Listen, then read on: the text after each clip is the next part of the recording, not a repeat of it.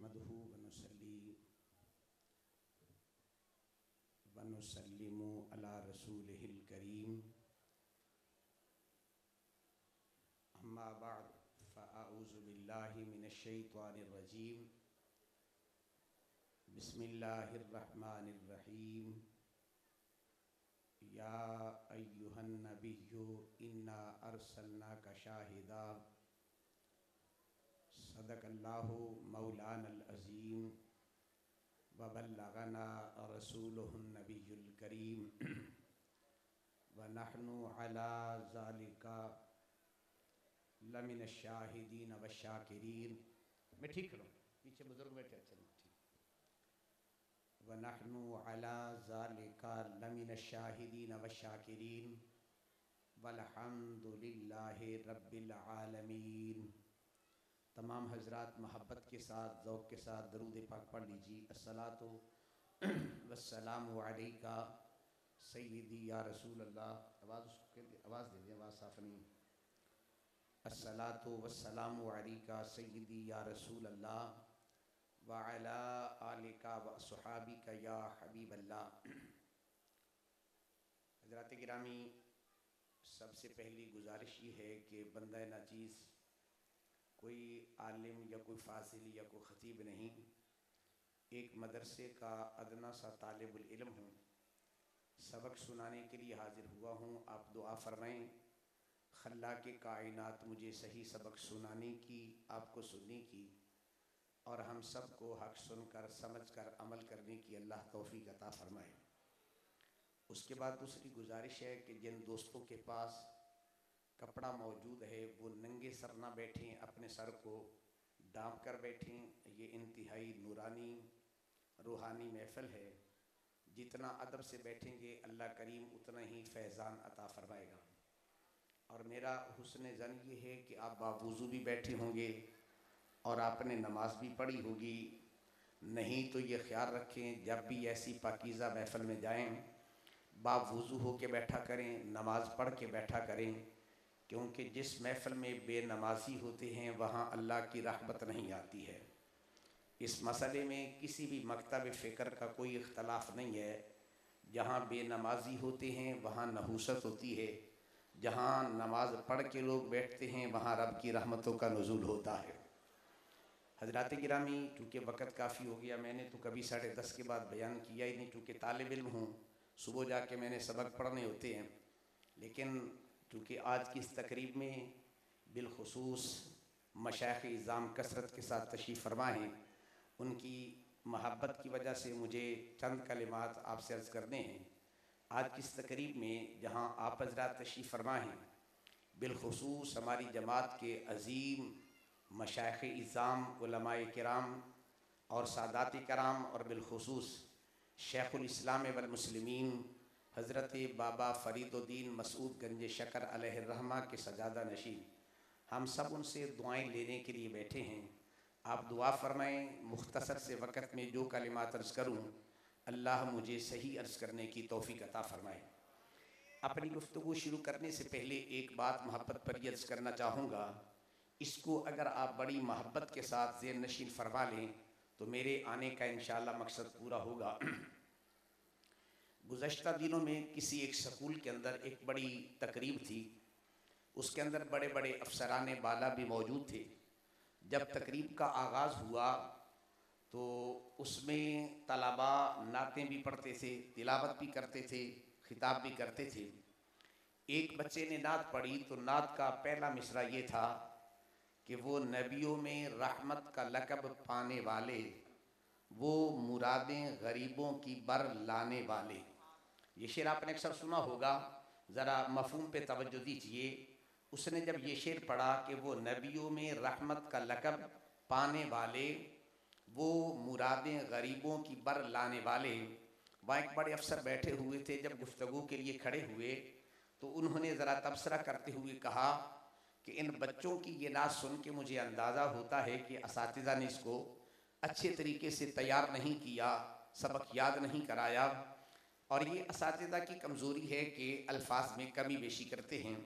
कहने लगे कि शेर असल में यूँ है कि वो नबियों में रहमत का लक़ब पाने वाला, वो मुरादें गरीबों की बर लाने वाला। जब ये बात हुई तो बाज़ असातिज़ा ने उनके असातिज़ा को कहा कि आपको समझाना चाहिए था। 2-4 दिन गुजरते हैं तो इत्तेफाक ऐसा हुआ, एक क्लास के टीचर गैर हाजिर थे और उस क्लास में बच्चे शोर कर रहे थे।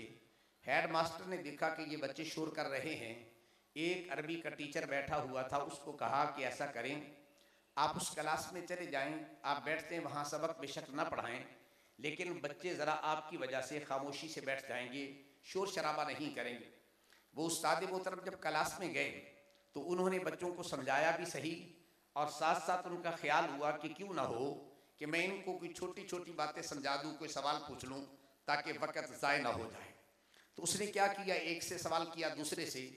एक बच्चा बैठा हुआ था, उसका नाम था अहमद। उसको कहा, बेटे अहमद ज़रा खड़े हो जाओ। जब वो खड़ा हो गया तो उसने कहा, बताइए हमारे आका करीम अलैहिस्सलाम का नामे नामी इसमें गरामी क्या है। वो खामोशी से खड़ा रहा, उसने ना बताया।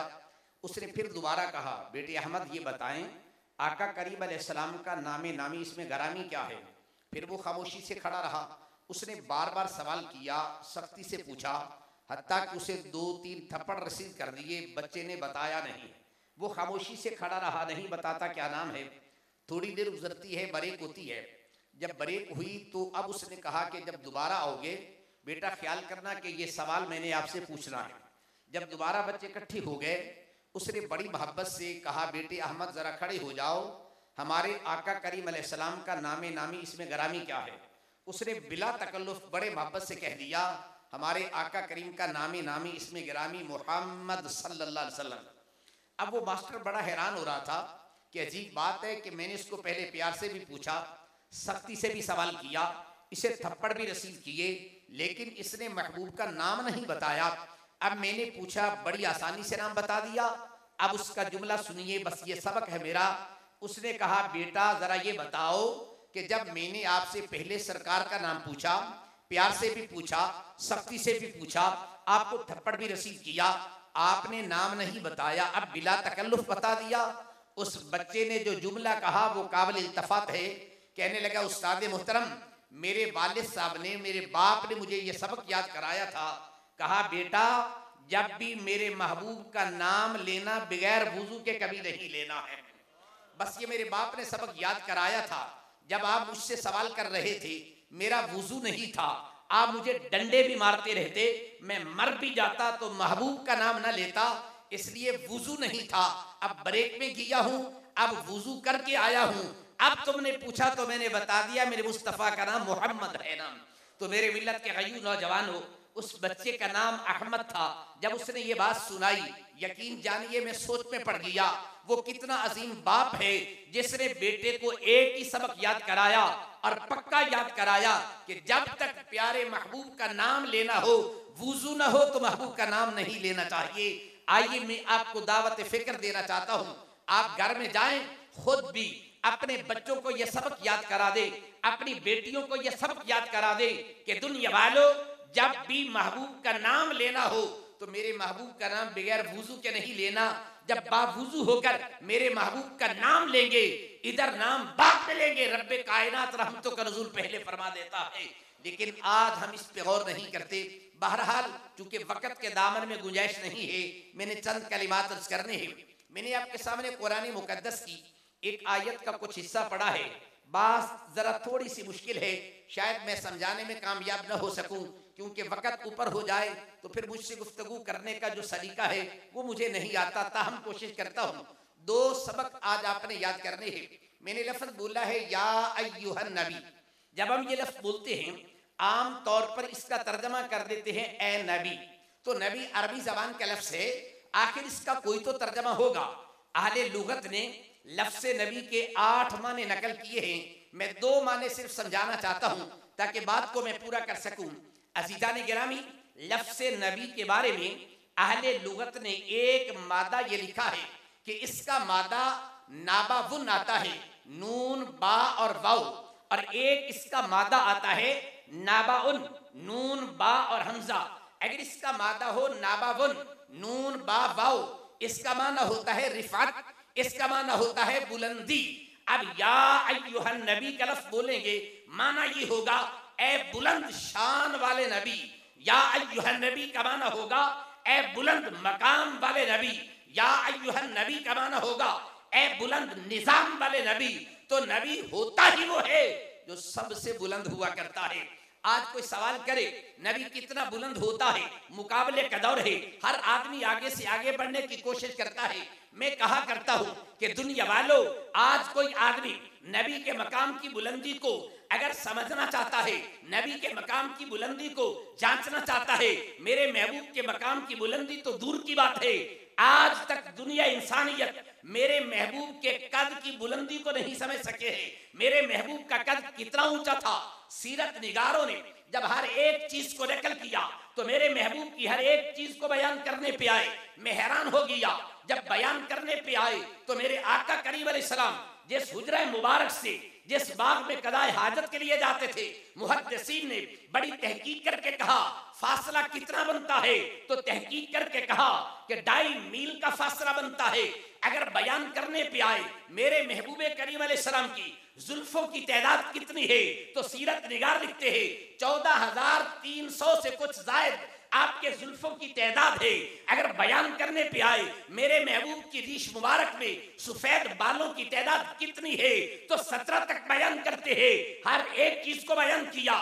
मैंने कहा सीरत निगारो, तुमने मेरे महबूब की जुल्फों की तादाद बताई है, मेरे महबूब के सफर की तादाद बताई है, जरा बताओ तो सही मेरे महबूब का कद कितना ऊंचा था। सीरत निगार खामोश हो गए। मैंने मुअर्रिखीन से पूछा तुम बताओ मेरे महबूब का कद कितना ऊंचा था, वो लाजवाब हो गए। मैंने मुहद्दिसीन के दरवाजे पे दस्तक दी। मैंने कहा तुम बताओ मेरे महबूब का कद कितना ऊंचा था। उनका इल्म रुक गया। मैं सहाबा के दरवाजे पे पहुंचा, हजरत अबू हुरैरा से पूछा हर वक्त तुम हुजूर की महफिल में बैठते थे, बताओ मेरे महबूब का कद कितना ऊंचा था। हजरत अबू हुरैरा कहते हैं मुझे और तो कोई पता नहीं है, बस इतना जानता हूं अगर कोई छोटे कद वाला आदमी होता मेरे आका उसके साथ चलते, मेरे महबूब का कद उससे ऊंचा नजर आता था। अगर उससे बड़े कद वाला आदमी आता मेरे आका उसके साथ चलते, हुजूर का कद उससे ऊंचा नजर आता था। अगर उससे बड़े कद वाला आदमी आता मेरे मुस्तफा उसके साथ चलते, मेरे महबूब का कद उससे भी ऊंचा होता। मैंने कहा मौला राज क्या है। रब्बे कायनात ने कहा मैं ये पसंद ही नहीं करता कि कोई कह दे फलां का कद मेरे मुस्तफा के कद से ऊंचा हो गया था। मेरे मिल्लत के गयूर नौजवानों, नहीं नहीं, ये तो बयान करते हैं प्यारे अबू हुरैरा रज़ियल्लाहु ताला अन्हु। मैंने मौला कायनात के दरवाजे पे दस्तक दी। मौला कायनात से पूछा तुम बताओ मेरे महबूब का कद कितना ऊंचा था। मौला कायनात फरमाते हैं बस मैं इतना बता सकता हूं, जब आमिना के लाल काबा शरीफ से बुत गिराने की बात कर रहे थे तो आमिना के लाल ने कहा अली जरा तुम मेरे कंधों पे सवार हो जाओ, इन बुतों को नीचे गिरा दीजिए। मैं हुजूर के कंधों पे सवार हुआ। अब जरा सवाल सोचिए, मौला कायनात प्यारे आका के कंधों पे सवार है, बुत गिराए जा रहे हैं। आमिना के लाल ने पूछा अली बताओ तो सही कितना बुलंदी पे चले गए हो। प्यारे अली कहते हैं या रसूलुल्लाह अलैहिस्सलाम बज़ाहिर तुम्हारे कंधों पे खड़ा हूं, अगर इजाजत हो तो अर्श को पाए से पकड़ के नीचे खींच सकता हूं, इतना बुलंदी पे चला गया हूं। अजीजा ने गिरामी आइए जरा गौर तो कीजिए, मौला कायनात प्यारे मुस्तफा के कंधों पे है, बुलंदी अर्श तक जाती है। मैंने कहा ये तो मौला कायनात बताते हैं। अगर इससे भी आगे गौर करते हैं, जब मेराज की रात को देखता हूं तो पता ये चलता है अर्श नीचे रह जाता है, मुस्तफा ऊंचा चला जाता है। इसलिए नबी का माना होगा बुलंदी। आइए मैं मकाम की बात नहीं करता, निजाम की बात नहीं करता, आपके शान और शौकत की बात नहीं करता। आज तक पूरी इंसानियत मेरे महबूब के कद की बुलंदी का अंदाजा नहीं कर सके। जो मेरे महबूब की कद की बुलंदी का अंदाजा नहीं कर सके वो मेरे महबूब के मकाम की बुलंदी का अंदाजा कैसे कर सकते हैं। अब आइए उसके बाद दूसरा जुमला, अगर लफ्ज़े नबी को हम मान ले नाबा उन से, नून बा और हमजा, इसका माना क्या होता है। नाबा उनका माना होता है खबर देना। आइए जरा गौर कीजिए, मैं तफसील में नहीं जाना चाहूंगा, बस इस माने को ज़हन में रखें। पहला माना याद करके जाइए, नबी का माना क्या अर्ज किया है, बुलंदी। क्या माना है, मोहब्बत से बोलिए। नबी का माना क्या है, फिर बोलिए मोहब्बत से, क्या माना है। नबी होता ही वो है जो सबसे बुलंद हो। दूसरा लफ्ज़ नबी नाबा उनसे निकला है, नाबा उनका माना है खबर देना। भाई नबी किस बात की खबर देता है, मैं इल्मी आवाज पे नहीं पढ़ना चाहता, वो हम तो लबा से डिस्कस करते हैं। बस मुझे तो इतना पता है नबी का माना है खबर देना। अगर नबी फर्श पे बैठा हो तो खबर अर्श की देता है, अगर नबी फर्श पे बैठा हो तो खबर अर्श की देता है, अगर अर्श पे चला जाए तो खबर फर्श की देता है ना। नहीं आई यदि सर्च करना चाहता हूँ, एक बड़ी मोहब्बत पर रिवायत अर्ज करना चाहता हूँ। एक रवायत तो जो मुस्लिम में आपने सुना होगा कि मेरे महबूब ने दस्ते करम ऊपर किया, जन्नत में चला गया हाथ आपका, ये बड़ी मारूफ रवायत है। एक बड़ी मोहब्बत पर रिवायत अर्ज करना चाहता हूँ, इसको सिर्फ अकीदत की बुनियाद पर नहीं, अकीदा और अकीदत मिला के इसको ध्यान में रखे जाना है। जरा गौर कीजिए, मेरे और आपके प्यारे आका दो आलम अलैहिस्सलाम मुसल्ले पे तशरीफ फरमा है, बैठे बैठे मेरे आका करीम ने मुस्कुराया, तबस्सुम फरमाया। एक गुलाम देख रहा था, बात कोई नहीं है, आका करीम अलैहिस्सलाम मुस्कुराए क्यों हैं? आके अर्ज करता है या रसूल अलैहिस्सलाम जरा ये तो इरशाद फरमाइए कि आप मुस्कुराए क्यों हैं? मेरे आका फरमाते मेरे गुलाम मैंने देखा मेरा रब मुस्कुरा रहा है, मैंने भी मुस्कुराना शुरू कर दिया। तवज्जो है, मेरा रब मुस्कुरा रहा है। कैसे? कमा हो बशानू, अपनी शान के लाए। क्या कैफियत है, क्या कमियत है हम नहीं जानते, या अल्लाह जानता है या मेरा मुस्ता जानता है। मैंने देखा मेरा महबूब मुस्कुरा, मेरा रब मुस्कुरा रहा है। सिहाबी ने सोचा, रवायत सीधे अंदाज में है लेकिन मैं सवाल जवाब के अंदाज में करूंगा ताकि बात जरा जहन में बैठ जाए। सिहाबी ने सोचा जब ये जानते हैं रब मुस्कुरा रहा है, पूछना लूं अल्लाह क्यों मुस्कुरा रहा है, ये भी तो पता होगा। अर्ज की या रसूल अलैहिस्सलाम जरा ये तो इरशाद फरमाइए मेरा रब क्यों मुस्कुरा रहा है? फरमाया अल्लाह की बंदे के साथ बातें हो रही हैं, अल्लाह की बंदे के साथ बातें हो रही, मकालमा हो रहा है। बंदे गालचक की तीरा वो मुस्कुरा पिया। कहा या रसूल अल्लाह अच्छा ये भी बता दिए फिर बात कौन सी है? मेरे आका करीम फरमाते सुन, जब क़यामत का दिन होगा ना तो जो लोग गुनहगार होंगे उनको जहन्नम में डाला जाएगा, सजा दे के जहन्नम से निकाला जाएगा। जिस बंदे को सबसे आखिर में जहन्नम से निकाला जाएगा उससे अल्लाह मकालमा कर रहा है। क्या मकालमा हो रहा है? कहा उस बंदे से मकालमा ये हुआ, वो बंदा बैठा है जहन्नम के दरवाजे में, उसका चेहरा है आग की तरफ, पीठ है दरवाजे की तरफ। वो कहते हैं मौला अगर तू इतना करम कर दे, मेरा चेहरा आग की बजाय दरवाजे की तरफ कर दे, पीठ जल जाए चेहरा तो बच जाए। रब्बे कायनात फरमाते हैं मेरे बंदे ऐसा कर, एक ही बार मांग ले जो कुछ मांगना है, फिर नहीं मांगना। वो कहते या अल्लाह तेरा मेरा पक्का वादा, इयो कुछ दे दे, मैं नहीं मांगता और कोई शायद। अब रब्बे कायनात ने कहा फरिश्ते इसको जरा सीधा कर दे, चेहरा दरवाजे की तरफ कर दे और पीठ आग की तरफ कर दे। जब चेहरा किया ना दरवाजे की तरफ, अब दरवाजे से नजर बाहर जा रही है तो बाहर बड़ा कुछ नजर आया। कहते मैंने थोड़ा मांगा, कहते मौला अगर इतना करम कर दे जहन्नम से बाहर बैठा